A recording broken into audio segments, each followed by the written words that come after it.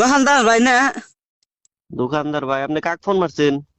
ওই যে বৃহস্পতিবার দিন যে তোমার ঘর থেকে ফিরিস নিয়ে এলাম, সেই বুড়ি আমি ফোন ধরছি। হ্যাঁ হ্যাঁ হ্যাঁ হ্যাঁ, চিনছি, কোন? কই মানে কি ফিরিস আইনা রাখতে না গেলাম, হ্যাঁ হ্যাঁ। ফ্রিজের মধ্যে কলা থে দিছি। আচ্ছা। কলা থিয়ে ঘুমাইছি বেহান ওইটা দিছি যে কলা কালা হয়ে গেছে গা, গুইলা গেছে গা, কেবা হয়েছে কে? ফ্রিজের মধ্যে আপনি কলা থা দিছেন কে? কলা ফ্রিজের মধ্যে রাখলে তো ওইরকমই হবো। কেন ফ্রিজ ঠিক করে যাবো না? কিছুমান বস্তু আছে যেগুলা ফ্রিজে রাখা যাবে না, যেগুলা রাখা যায় ওগুলা রাখা লাগবে। আপনি কলা রাখছেন, কালা হয়েছে। কলা তো মানে বেশি ঠান্ডা পাইলে মানে ই হইলে তো 1.5 কেজি কালাই হবে। কলা আনছি, এই 1.5 কেজি কলা কইলাম যে ফ্রিজের মধ্যে তেল দিই, সকালে আবার আমার শরীর দেখবার যাম। তা কলা নষ্ট হয়ে গেল, গাতে পয়সাও নাই। কলা যে ফ্রিজ নষ্ট হয়ে গেল গা তোমার ফ্রিজের জন্য, কি ফ্রিজ কিনা দিলে?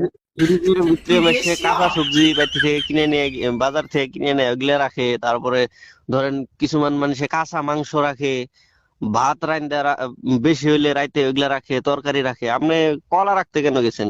আপেল রাখলে কিছু হবো না, কলা রাখলে তো কালাই হবো। আবার এই যে যাওয়া যাইতে হম হম।